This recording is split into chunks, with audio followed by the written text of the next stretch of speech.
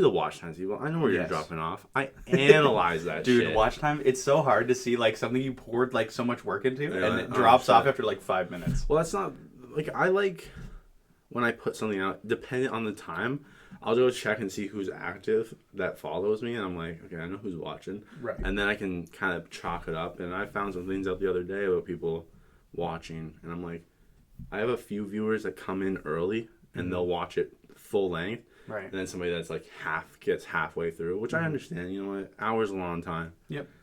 I'm trying to get on Spotify, people. Audio coming. I know you guys don't like staring at video. Do you need... I know how to We'll do talk. Spotify. We'll talk. Okay, we'll talk after. But plug everything you need to, Mr. Collective Record himself. Okay, so basically, I'm restarting the Collective Record. Before it was sort of in a live video podcast format. We're going pre-recorded audio format. We're going Spotify and YouTube. Love to hear it. Potentially going on Apple Music later if people want that, but Hey, Spotify's a lot bigger. Let's not run head first in anything. So there you go. First episode coming out on Sunday. Doing a half hour on electoral reform. Ooh. We love that. We love reform. We love electoral reform. So that's it. You got the Collective Record on Facebook, YouTube, Spotify, Instagram. So that's where it is. You heard it here first. Yeah. I think maybe it depends when this episode comes out. Hopefully. Depends on audio issues. Mm-hmm. We got a lot of issues here sometimes at the Mike Fritz studio. Good thing they can't see that side of the studio. Right. That's all I'm saying. Right. But Collective Record, where'd it go? Why has it been so long? It hasn't been that long, but you know. Right. I mean, I think just general pandemic stuff. Sure. You know, like very blah blah. The grand excuse. Yeah, exactly. And I think that's what it's becoming. Like early pandemic, we saw people trying to say like, my wife died from COVID, and that guy actually killed her and tried to cover it up. You don't know about this? No. Oh, some dude in Florida killed his wife, then said she died. Like told her family and everything. Oh yeah, she died from COVID. She died at the hospital, and I took her home. And how long did it take to uncover? I think like a week or two. Oh, okay. So So they found out it's pretty like a obvious. normal amount of time. Yeah, it's. But I think we're gonna see a lot of. It's gonna be the COVID excuse, Right. Which is fine if you want to say, you know what, I sat down for. I'm not talking directly to you. No, so I don't know think what you're I'm saying. coming for you or anything, but I think at the end of the day, everybody's gonna sit down and say, "Wow, that was a really shitty time," regardless of where you stand on whatever side. No one likes this. No. I'm here in March next year as when no masks will return to the world as it once was. Something like that. Maybe. I don't know. I don't care anymore. I'm not getting my hopes so up. dead to everything. Yeah. I mean, when we do take our masks off, I think it's going to be really fucking weird. yeah. Everybody's going to be like, wow, this is strange. Yeah. So people, get your shit together now. Clean yourself up. Get in shape. Live your best life. Right. March 28th. March 28th. Why? I think I heard 28th. I'm sticking to it. Well, the Florida Let's government is say- just saying late March. Broadly. March 28th. It's pretty late. That's true. That's true. Okay. But yeah, no. COVID excuse. Let's talk about it. Yeah. Well, I mean, basically, like, you know, I tried. There were a couple times where I tried to get things moving again, and it didn't feel right. I think not even just because of COVID, because I did have some free time here and there, but also because I think the format wasn't quite right. I think the live format was kind of a mistake. I mean, you gotta start. That's the thing. Yeah. Like, so many people, like, when I was trying to get started, or, like, how do you make a YouTube video on YouTube? A lot of people are saying, like, regardless of what technology you have, like, just jump into it, see what you like, and go from there. Because obviously, if you started live and said that didn't work, pre-record is way better, in my opinion. Yeah. You can fix a lot of things. I agree. Yeah. And that's what I'm gonna do. Is, you know, when I did the live show, I would do anywhere from 45 minutes to an hour and a half. Yeah. And that's hard to retain viewers for pre-recorded podcasts. But for live, it's even harder because then they gotta, you know, somebody's gotta sit down at the right time. You gotta figure out your core audience immediately. So you'd be like, hey, I know most of these people aren't working from this time to this time. Right. I And mean, that during takes a lot of work. pandemic, Yeah. you might have gotten away with it a little more. Right. But And the thing is, people who are really into politics and have some knowledge on politics are typically people who are like pretty busy because they work you gotta be reading about politics. a lot of times they work in specialized industries or they're pretty hard workers typically. Yeah. And they're like, I have time to sit down and listen to stuff, but I don't have time to schedule out an hour for some guy's podcast, right? Understandable. So if no, I mean like at a specific No, time, I get just it. like It's watching it at their leisure is better. Even then, it's still like I'll notice like it's pretty strange. I get like this uptake in views probably like a week to 2 weeks later, where I feel like that core audience that I have comes back to like catch up, which I appreciate. Thanks for coming. We appreciate you here. But do you think like how many people you think you're gonna pull from your original base, or how many people do you think you've lost in that time? Because I know I lost quite a few people when there was 2 times this year where I took like over a month break. Sure. And even when I was still doing like by myself, sitting in my room, being like, "This is why the world sucks." And then, But do you think you're gonna retain a lot of that? Are you optimistic of it? I'm pretty optimistic. Yeah. Okay. I mean, I think definitely I'm gonna lose some from the initial audience because, well, also I was doing like I started the show with one co-host, with Emma Kaser, and then later on I did it with another co-host, Oliver, and so I think they brought in people, and obviously I'm probably not going to have a lot of the base that they brought in anymore. Sure. But I think I'm going to retain a lot of like the core audience that I sort of brought to the show, and I think I'll add some more people from connections I've made since. Okay.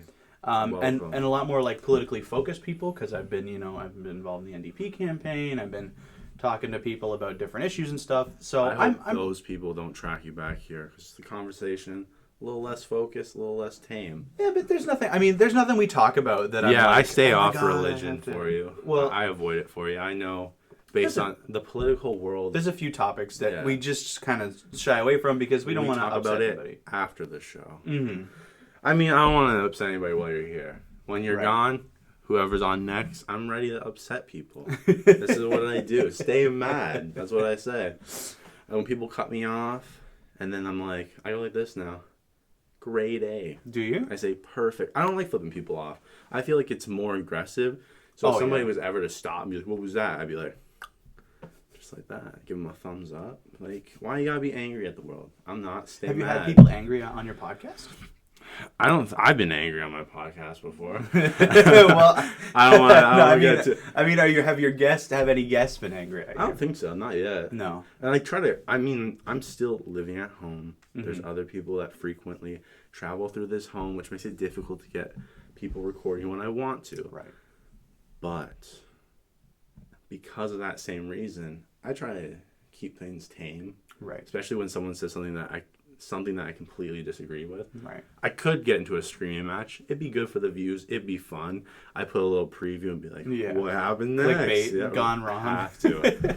But, I mean, when I get a different setup, podcast might get a little more aggressive. Right. Yeah, and that's the thing. Like, content creation can really be tough sometimes because, like, if you have environmental limitations, that can really be sort of a sore spot, like, and it can hamper things that you really want to do, but you can't. Like, I had that at the start of when I did the Collective Record live, is my internet was not always great, so I had to wait. I had to pick, like, Sunday at 7 p.m. Yeah. Because that was the time that nobody else was really using the internet, so I could allocate it all to the live stream, which like really sucks because even then if somebody uses the internet unexpectedly, then it's like the show goes down to like 4 pixels. Your neighbor on his PS4. Right, and it's like, that can kind of suck, but yeah. No, the equipment thing too is tough. Like, I got a copy, illegally or not illegally, we'll never know, of Adobe Premiere Pro. Whoa. Which is a great editor. I'm paying for it, of course. Yeah. But whatever you need to say to get people off your back, especially the government, right? Say it here. I mean, I don't think Adobe's going to come after me, but they won't. because I'm paying for it. So why would they come after me? Exactly. Yeah. But it's a great editing software, and I bought like a little soundboard. I've got some mics hooked up. It's gonna be, it's like. It's cool. It's I want one of those little music boards where you can put different tunes in it and it lights up. I just want to play with it while I'm high. It has nothing to do with the podcast. What do you mean the music? What do you mean? I've seen this one. I guess it's like a little soundboard and all of the keys are white, and you can set different sounds to them. Like they're like little squares. Yeah.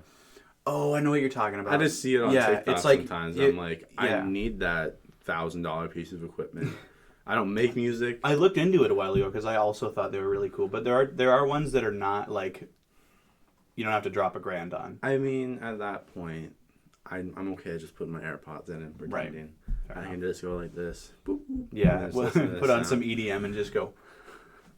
Do some. Yeah. Do some. I mean, like one time, here's an edible story, people. Okay. Me and my sister, we were chilling. We each took an edible, watching YouTube, and I didn't put anything on, and the little sound it makes when you go video to video, I started mimicking that, but I didn't realize it. I was going, Wait. Hang on. So you're doing this sound without even realizing? Yeah. So I'm just staring at it, going, and my sister obviously freaking out. I was like, what the fuck is that sound? And I just went back to doing it again. No problem. I mean, then like 20 minutes later, I threw up. And then she threw up. And it was obviously like, wow, that Lucky Charms square that said 600 milligrams really meant 600 milligrams. Right. Don't overdo it, people. Actually, you should. Once in a while, you gotta know the limitation. You gotta have a bad trip. I don't think we should advocate for doing I advocate for bad trips. No, I can't. I cannot sign off on it. Just so we're clear, I do not sign off on that endorsement. That's okay, I do. This is the Mike Fred Show. Take it to the collective record if you want parent-safe content. Fair enough. I am marked as clean content. At the end of the day, I don't believe, don't overdose, obviously. Well, you can't overdose on... Well, you can in a sense. Yeah, that's overdosing, right? Right. But at the end of the day, start small, work your way up. I didn't do that.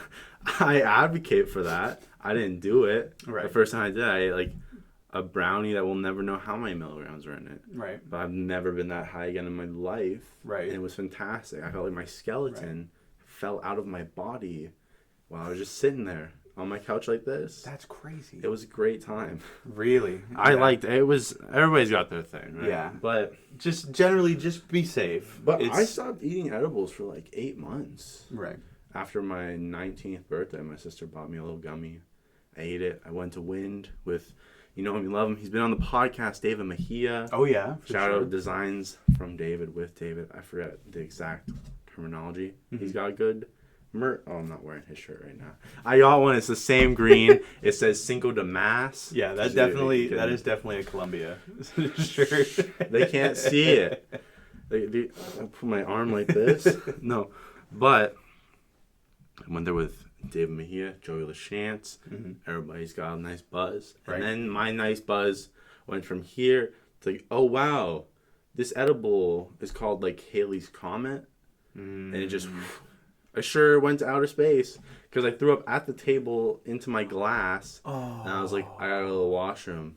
And then I went to the washroom and threw up for 2 hours. Oh, that sounds while awful. listening to David almost get into fights with people when they didn't wash their hands. Because he was just waiting outside the stall, making sure I didn't die. And there was only one stall available, too. So I was that guy in the stall for 2 hours. Right. Just throwing my brains up. Was there one stall? Oh, the other one was out of service. Oh, because somebody else was probably doing what I was doing the day before. I mean, you didn't put the thing out of service. I mean, I hope not. I left. When I first got in there, someone was in it, and I threw up in the urinal. Right. So that was probably nasty. Yeah. But then some guy went in, took a piss, and then David was like, "You're not gonna wash your hands. Like you're going to eat. Yeah. Wash your hands, man." And I was like, "What'd you say?" And then he's like, "You're not gonna wash your hands," and then the guy just left. So, like, you gonna fight someone in the Wind washroom? Yeah, that's pretty. Come on, go eat your sushi and shut the fuck up. But you believe in ghosts, Owen?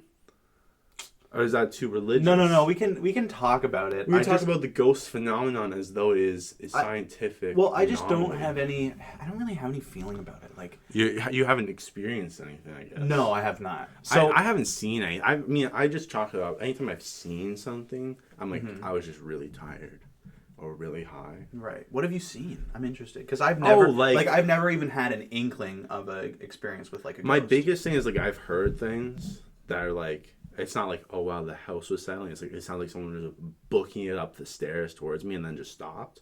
Right. That time I freaked out. And then the other time I've talked about a lot is in this section right here. There used to be like a lawn couch. Mm-hmm. So that small couch was here. The lawn couch was there. TV was there. Mm-hmm. And I was sitting on the end of the lawn couch, just finishing up episode of Kenny versus Spenny. Mm-hmm. And I leaned over, just turned my PS4 off because that's how I do it. Sure. And I hit the power bar. And as I leaned forward to do that, it's, you know the sound it makes when someone sits on a leather couch? Yes. It just sounded like that on the couch that was right here. And I was like, I don't like that. Could and you see anything? Like, was there any change on the couch at all? No. That's why I got tripped out. That time I'm like, that's weird. The one that fucked me up the most was like the footsteps coming up the stairs. It stopped. Right. Because I was home alone that time. The time on the couch I chalk up to being like, oh, I was 15 working at a plastic factory. Right. Didn't Probably sleep tired. 2 Yeah. days. Like 12-hour shifts. Brutal. 15 working at Crushing plastic. it. Working that 8 p.m. to 8 a.m. and then being like, you know, it's summer. Just It's summer. I got a girlfriend Just- right now. I don't need to sleep. And then I didn't. just And they decimating called me back. just decimating the Ontario Employment Standards Act. Oh, yeah. Just taking Because I taking worked, a hammer. you know how and- they did it? I worked for a temp agency. And they said, this is Right. the only place we can get you a job at your age because you're not 16, so you can't work on the side of the road flipping the slow. Oh yeah, you can't do that. But you can't. plastic factory. Of course. Yes. Yeah, that makes Oh yeah, but the only other wonderful time, sense. speaking back to ghosts, the only other time I was also very tired. Mm-hmm. And I turned to my bed and it looked like there was someone like in my doorway standing there.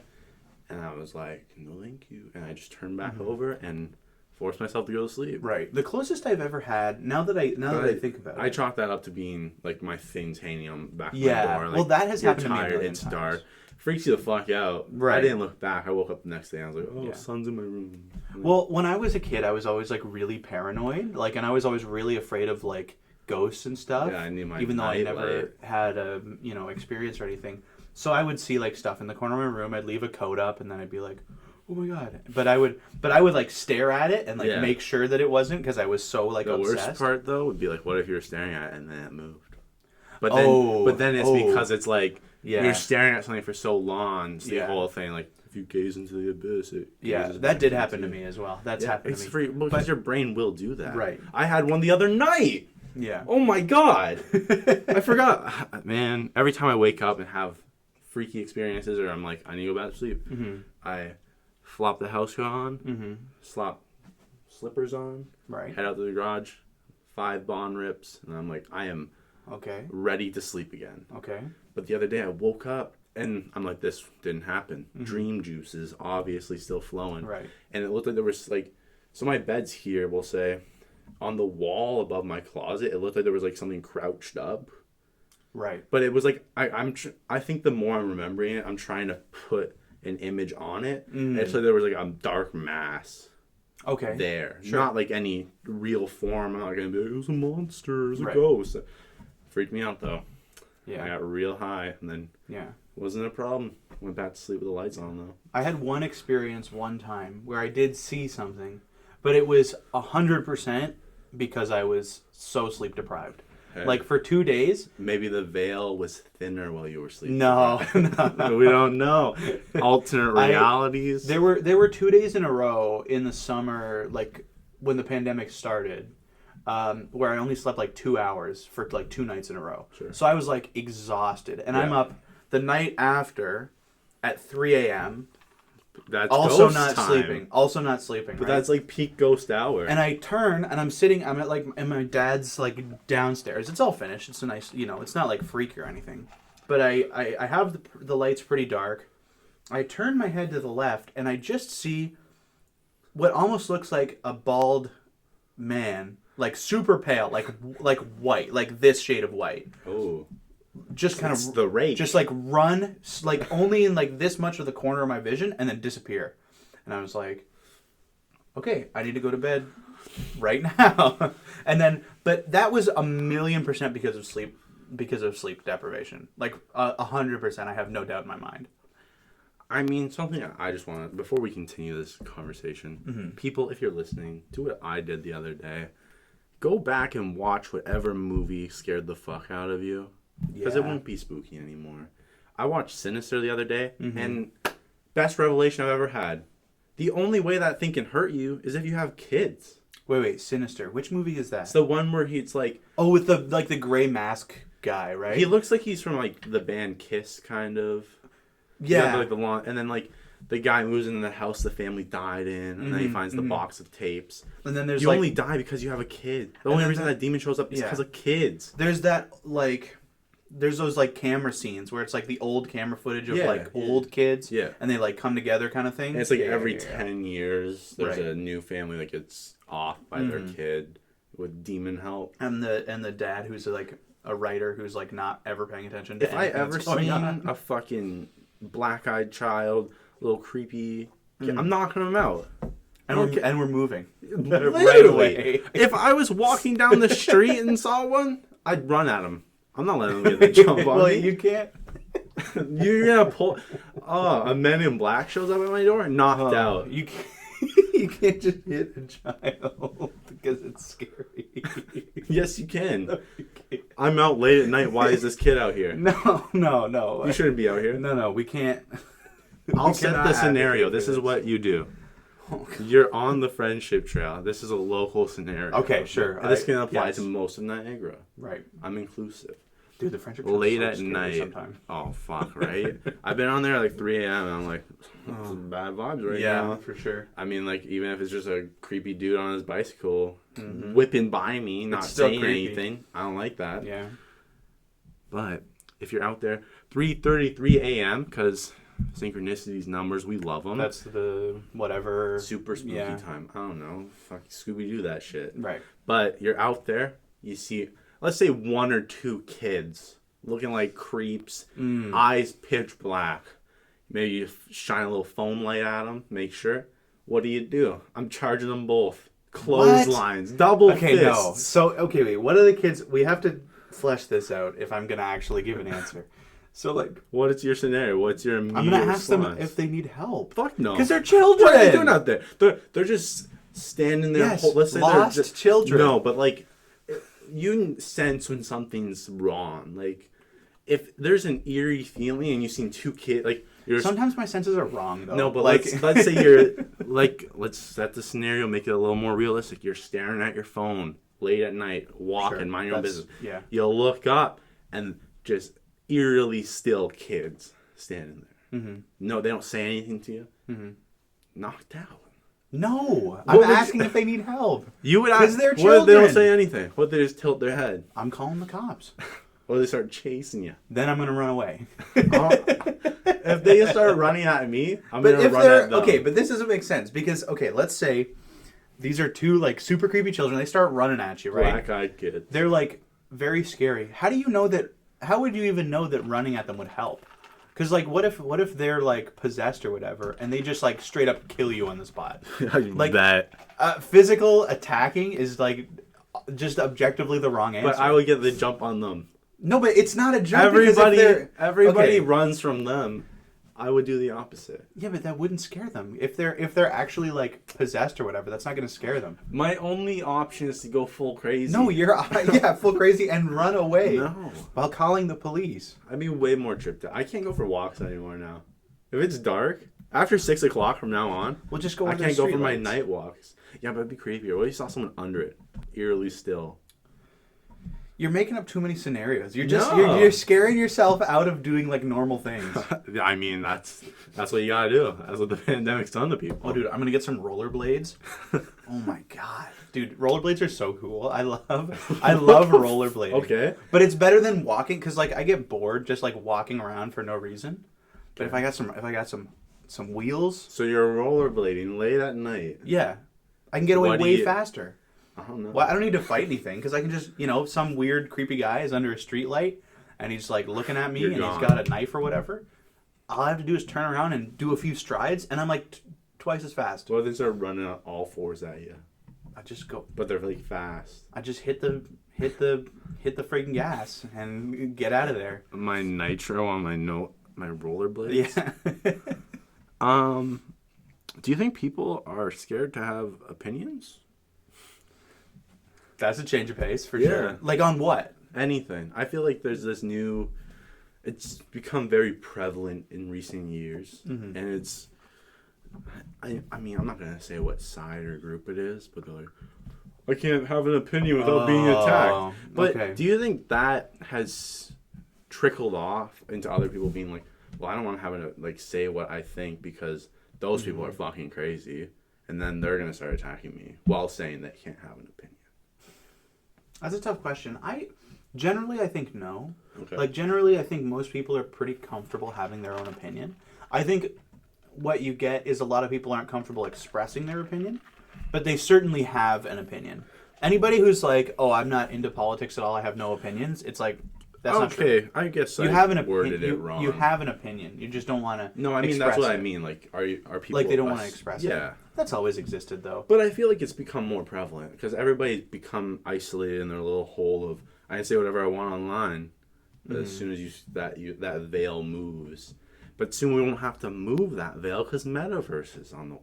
Right. That's the next big problem I have. Yeah, Facebook metaverse for sure. Yes, let's create our own universe now. Yeah, that's a great idea. What, you want to stop us, Congress? Like, we're not real anymore. They need to break up Facebook so hard. Burn it down. Go to your local Facebook late at night. No. And Timothy McVeigh that shit. No, that is. My daughter's gonna get kicked in for saying that. No, what needs to happen is the United States because of course Facebook's a U.S. company, so in Canada we can't do anything about it. But kick them out. The U.S. needs to like break up Facebook really hard. Like all the companies that they've like bought up and amalgamated over the years, like Instagram and I don't know what else did they buy. Did they buy WhatsApp? Don't they have Snapchat? I think they also have Snapchat. Yeah, they have WhatsApp. They need to just break Facebook up like really hard. Well, they gotta do it to Google too, and yeah, everybody needs to get knocked down a peg. Like Amazon, especially, they're slowly but surely. Yeah. But now the problem is these big companies aren't buying out other companies anymore. They're just like, we'll just do it in house and buy your fucking employees and get them to work for us. Like Amazon and like let's just say Jeffrey Bezos and Elon Musk hate each other. They just fight in this. It's like a weird proxy war of industry where they won't directly be like, go fuck yourself. But he'll be like, yeah, I'm going to create my own electric truck company because I didn't want to buy Tesla trucks. Right. Which still, I don't know. Where are they, Elon? Where's the Cybertruck? You pushed it back. Where's my 2020 Roadster? Pushed back. Stop just saying things. Well, it's all like... And that's the thing is... I think when we look at this is going to be a super huge like macro point. Go for it. But I think when we look at like when people who are very like private market advocates will say things like the market is always addressing the needs of the people within the market. It doesn't. But it doesn't. It addresses the needs of the people who make capital and the people who have the most spending power, right? Okay. It's not the market is not addressing the needs of society because when we look at like the way electric cars are made, clearly there is a need for the climate to not raise by 4 degrees Celsius in the next 100 years. We need that to happen for like basic survival of 90% of people. I mean, but right? will it? And that's the thing is the market is not addressing that need. So when you say, is the market addressing the needs of people, addressing the demand? It's like, no, it's not. Because not all demand is so linear. Some demand is, is going to have an arc where we see, essentially what I'm trying to say is the market can only plan for linear demand that is happening now and is happening by people with significant spending power.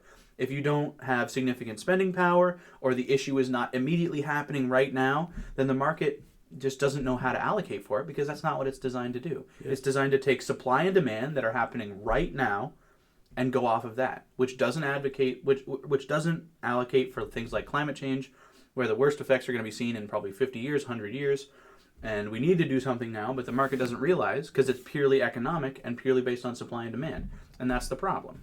Well, I'm going to start picking little pieces off that, but let's get back to battery, oil, and gas, how we need to make that shift. The problem is, because of private industry, so many people in oil and gas don't want that shift because they're making billions of dollars, trillions annually from that.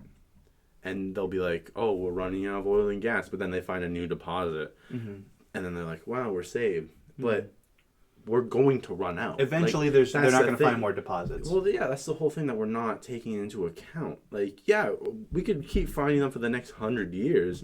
Let's keep destroying the planet along the way. But when we do run out, and let's say the planet isn't completely destroyed, if we haven't put any time or resources into renewable energies, we'll be like, wow, we still have the same battery output that we did in 2021, 100 years later, and that can't sustain anything. And that's the thing is this all ties into a broader ideology, because, and this is why I think the right has a specific interest in not addressing climate change, because climate change and addressing climate change and making those kind of economic and environmental shifts requires serious economic action, limits on the way capital can mobilize across the world and just run away if they don't like regulations. And because that's necessary, the right has an interest within themselves to just deny climate change and not do anything about it, because the actions that are necessary are just inherently left-leaning. Like, what we have to do is just inherently going to move us left, because we have no other option with climate change. Well, yeah, but the next problem is, I know a lot of people, when you say the right, will get upset. But the next problem is, yeah, even if the left is making these policies, they're not seeing them through. It's something we've seen from our liberal government consistently. But the liberals are the liberals really? Well, they're the opposition for now. They have to be. That's. I don't think the liberals are supposed to be the center. The liberals are definitely the center, and they are the thing is, people who are like, anything but conservative, it's like, that's fair enough. The conservatives really suck. Hey, how are your opinions? Fair enough. I will say I agree. Right? The conservatives really suck. But the dominant governing party of this country has been the Liberal Party since Confederation. Yeah. The Liberals have been in government far more than the Conservatives. And the Conservatives have blame because they make things go backwards, probably twice the rate the Liberals do. But the Liberals are still moving things in the wrong direction, or at least maintaining a crappy status quo. So it's not good enough to just say, oh, the Conservatives are bad, because it's like the Liberals are also just status quo managers who don't really get anything in the way of progress done for us. And that's the thing, is it's not just good enough to criticize one part of the two-party political establishment. The whole political establishment of the Liberals and the Conservatives has totally forced us to be in this very incrementalist, crappy policy style. You know what I mean? I didn't know if you had any. No. That's all right. I guess this can segue into something I want to ask you, since if you're a future politician. Oh wait, can I just say one thing more on that point, so we can circle it all together? Oh, it will. So, because what you're saying is the left, the liberals are sort of like the left of this country. That's what we have. If it's Democrats and Republicans, the closest translation is liberals. And that's the thing, is I think people need to realize that the liberals are not this party of progress, this pro-worker, pro-whatever party. Not anymore. They are status quo managers. They are not in it for you. The Conservatives are also not in it for you. You have to look to parties like the NDP, because the NDP for years and years and years has been looking to help people organize, has been trying to advocate on the deaf ears of the liberals to get something done about the environment, to move towards clean energy.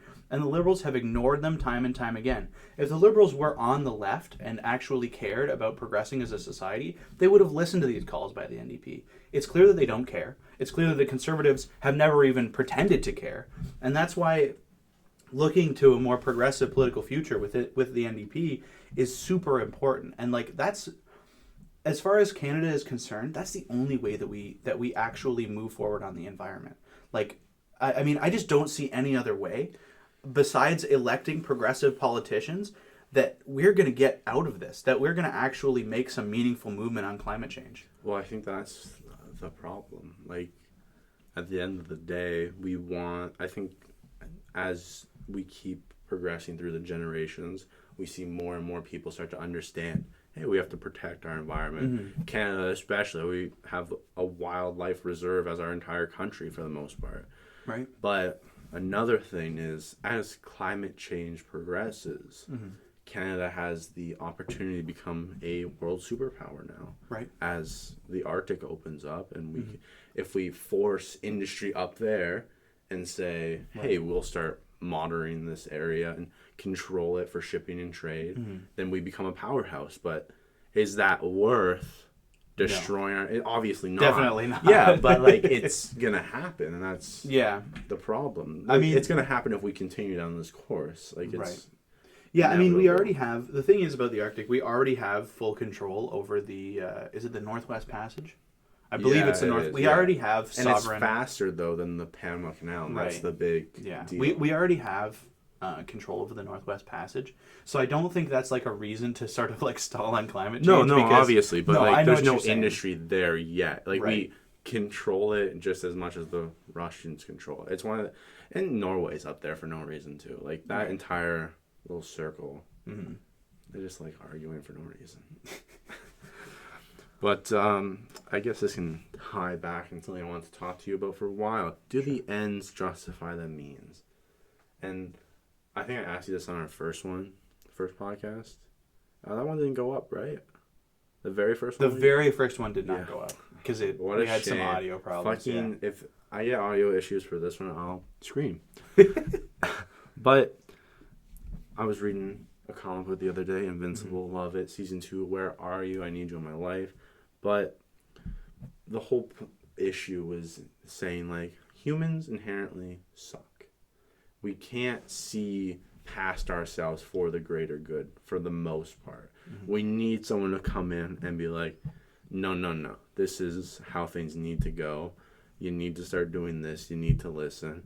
Sorry, some people are going to get shafted, but that's the only way we can save everything. Do you think we'll ever have that, or have anybody that can come in and be like, well, we can't, theoretically, like based on the design of government, you can't have someone come in and be like, no, we need to reorganize this whole thing. I think I disagree a little bit on the nature of people. Okay, go for it. I think we have been taught, I mean, inherently, I don't think it's super useful to say like what humans inherently are. We can't, because we're so moldable. But I do think there is a pretty inherent part of us that is communitarian, that does care about the people around us who are close to us, that does like, we instinctively want to help our neighbor. Do you think that's a developed instinct from the inception of civilization, though? What were we? No, I think that's inherent. Well, like we have.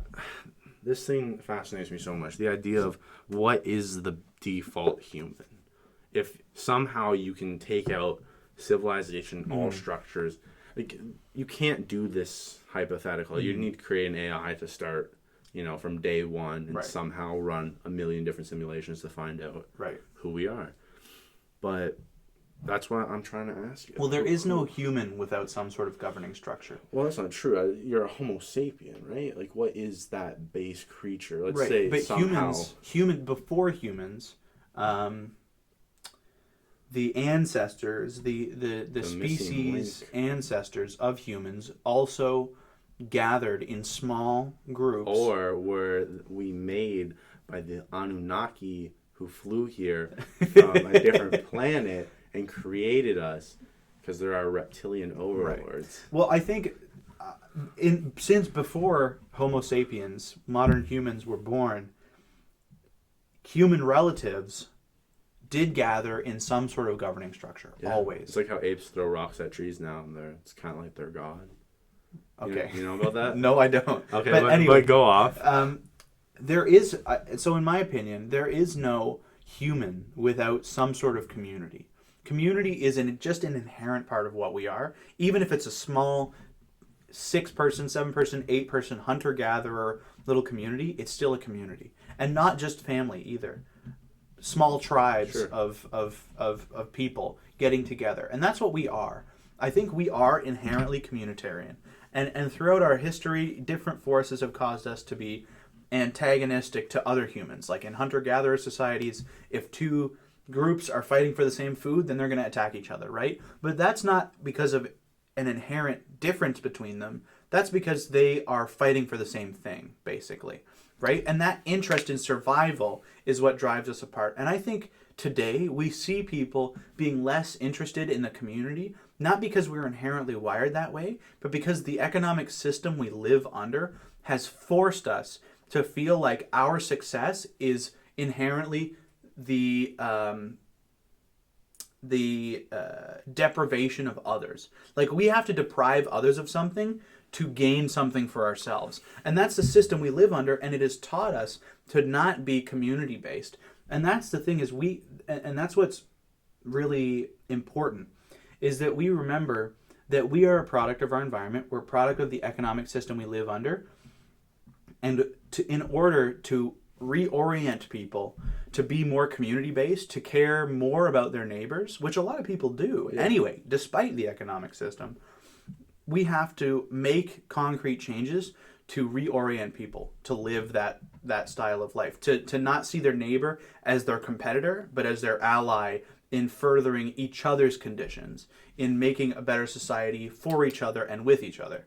And I think that is basically the essence of what we are as people, and why political change is so necessary, is because what we are doing with competing with other people, competing with other workers, competing with other families, is going against what we are as people. That's the problem, I think, is we are so wired to compete that it's hard for us sometimes to see that we are all working for the same goal. Me and my neighbor and you and your neighbor are all working for the same goal, which is a better society for us and for our neighbors. So when do you think that shift happened? When did we stop being so communal? Well, I think because we have such a hard time seeing the past, especially young people in general. Like, for us to look back, when we say, like, oh, that wasn't that long ago, and then you're like, oh, wow, like 2010 was 11 years ago, almost 12 years ago now. But the further we go back and try to understand, especially if you don't, like, a lot of people now don't have those connections or those conversations with loved ones or their peers or other people who experience those things, right? Like, when you say certain things to certain people, they react based on experience. Sure. Like, I think our generation doesn't really have that tight, connection to world events that we used to. Because, like, when 9/11 happened, on the news instantly everywhere, everybody watches this happen. This happened, if you live in the States, it happened to us as a nation. Like, we were attacked. And so people from that time period connect with that, right? So I guess getting back to it, where do you think that change happened, if you can even definitively say? Because we can say, like, since the 50s, as you see America push harder and harder, and we're basically piggybacking. Our economy, our people are like the nicer, more passive-aggressive version of the States, I would say. In most cases. I mean, we're definitely closely culturally related to the States. Sure. Yeah, but, like, it's so funny, though, how little they really know. Like, further south down you go, how little understanding of what Canada's like, or even other states. I mean, that's another problem. Yeah. Well, here's the thing about that, and I think I had actually, in one of my university classes, a lecturer, a postdoctoral fellow by the name of Stephen Mayer, gave us a lecture on the way that capitalism has evolved. Just maybe, like, is he related to John Mayer? No.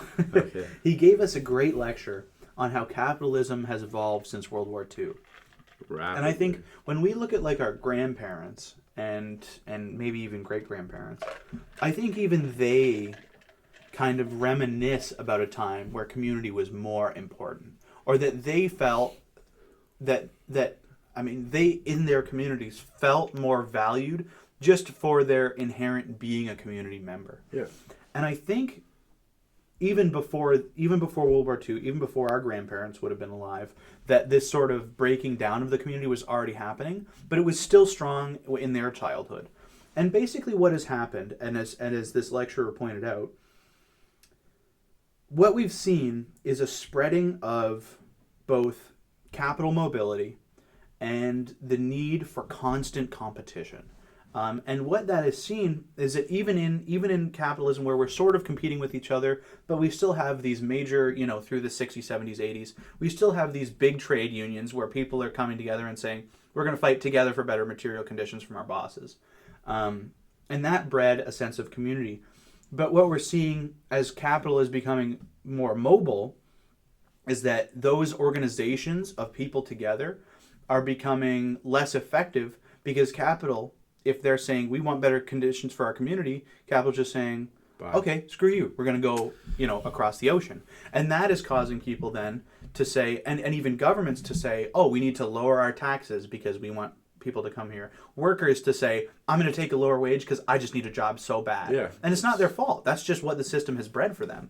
And that's what's happening is countries are competing with each other to get a better deal for corporations. People are competing with each other just to get a wage from a corporation that doesn't care about them at all. And that's why the community is breaking down so deeply, is because these systems are just designed to race each other to the bottom. Wages keep coming down. Taxes that could go back and benefit the community are just tearing down past each other. The last 20 years, the corporate tax rate of Canada has gone down like 20%. It's insane. Even under liberal and conservative governments. And that's what's happening is the community is just tearing down with that change. And that's what we have to work to solve. Is the first step one economically for fixing this is starting to put barriers in the way of capital just going and running off. That's the very A1 step of what we have to do. And then we have to, as we put barriers in front of capital to say, you can't just leave. If you do leave, it's going to be costly for you. Then we have to go back another step and say, how do we make it so that workers can look to each other as a source of power and as a source of community rather than looking to just their wages. And then we take another step back from that and we say, how do we strengthen the social safety net so that we can as a society take care of our own? And then we keep stepping back from there and strengthening the community through those kind of methods. And as you see that, it won't be immediate. It'll take time, but as those steps start to happen, you'll see a re-strengthening and reinvigorating of the community.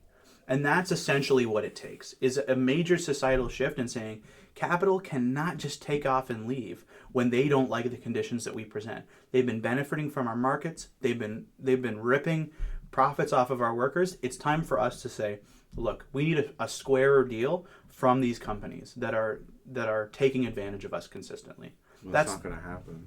I mean, the sad reality of the situation is the amount of backdoor deals and politicians taking bribes every which way, lobbyists every which way. It's just, you need the collective to come together and say, we won't stand for that. And how do we do that? A lot of reform, a lot of change. And if it's going to happen, I think it's going to happen in our time, in our generation. But it's going to be, I think by the time we're in our 40s, we will see mass change. Right. There will be massive change. But the thing is, the whole idea is starting now. With anything. It doesn't matter what you're doing. You have to get to it now, and we got to start now, right? From whatever it might be of attacking, I don't want to say attacking industry, but holding industry accountable on top of holding our governments accountable, and then holding each other accountable, and then bringing back that entire sense of community, right? Well, and the thing is, I think in the same way that a laugh is infectious between people, I think this kind of action is infectious across the world. Hope is dangerous. Right, exactly. And it's true. It's true. It's infectious because if you make people optimistic, they have more to look forward to. If one province in Canada, say Ontario, starts saying capital can't just leave, we're going to make conditions better for our workers, we're going to strengthen the community, then you're going to look over in Germany and suddenly Berlin is going to say, hey, that's pretty good. They seem to be happy there. We're going to do that. And then someplace in Italy is going to say, hey, we're going to do that. And then someplace in, South Africa is going to say, hey, these guys are all doing this thing. That's pretty cool. We're going to try that too. Right.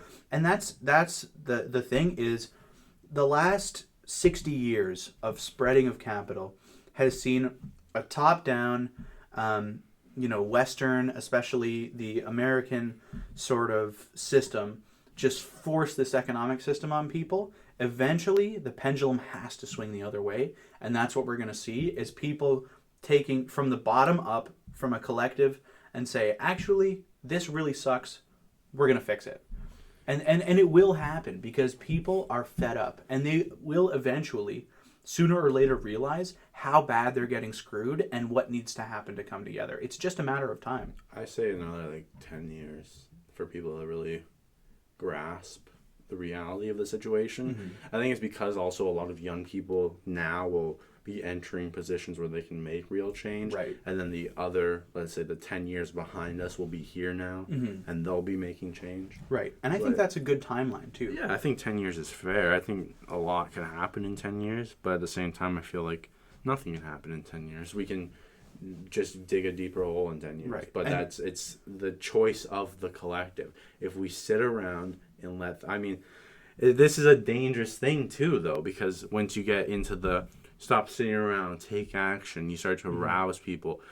It just takes one person in that group to flip it in an opposite way and run a completely different angle. And that's the danger of the collective. It sort of depends. The individual is a virus on the collective at the end of the day. It can be. It dependent on the individual. And that's the whole problem of the individual. We all have an agenda, and it's not even an opposing agenda. It's the fact that if someone has an agenda, if someone has other thoughts than you do, you might believe they have ulterior motives from you. You might believe, and when you think someone has an ulterior motive, you think it's negative towards you, and that's I think that's base human to assume. I guess it's probably a defense mechanism, but at the same time. I think though that we are. At one point you did see especially in Europe, that type of thing happen where you get mass mobilization, and then somebody who is art school dropout gets upset. Somebody who is super far right, I'll yank them all in this direction. Yeah.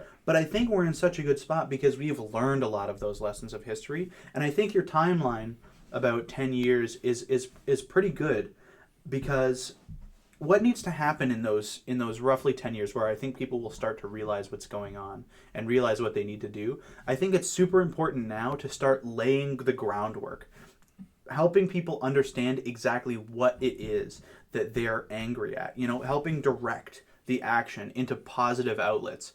And I think right now it's really important to start really talking about this stuff, really putting out a solid, concrete, directed message, and so when people do start to come to a more of a consciousness about this, they're going to have sources to go to say this person has seen this, and this is where we need to go, and then we will have a type of change that is really, really positive. I think that's essentially what needs to happen. And I think honestly, the way we see that a lot of good politicians, a lot of progressive politicians are starting to move in that direction and make these really positive, forward statements. I think we already are starting a solid groundwork, and it's only going to get better as we get closer to a better, a more directed attitude towards reform. Honestly, genuinely, I do think that's the case. I think that's a nice spot to round out. Sure. Any other things you want to leave the people with? Wise words, messages, plug the collective record again? Sure. I'll just say, care about your neighbors. Everybody's just trying to get through life. Everybody's just trying to survive. Everybody's just trying to live. So, if you can do something nice for your neighbor today, they'll remember that. And that will start building a better community. Collective record on YouTube, Facebook, Instagram, Spotify. He's hitting you everywhere.